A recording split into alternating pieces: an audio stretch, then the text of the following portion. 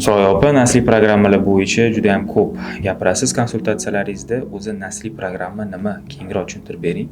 Nasliy programmalar bular bu ajdodlarini yashab o'tish davridagi hayotidagi voqealarga chiqargan munosabati, tajribasi, xulosasi va hissiyotlari gen orqali avlodlarga o'tadi.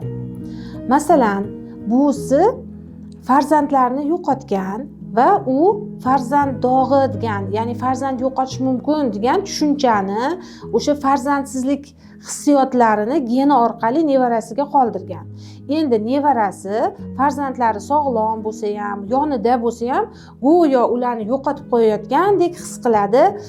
Yomon tomoni shundaki, bu buvisi orqali kelayotgan xato hissiyotligini tushunmagan holda qayta farzandlaridan o'sha yo'qotib qo'ysamchi, farzandim vafot etsachi degan qo'rquvni o'ylayveradi-da, fikrlarni moddiylashtirib qo'yish mumkin.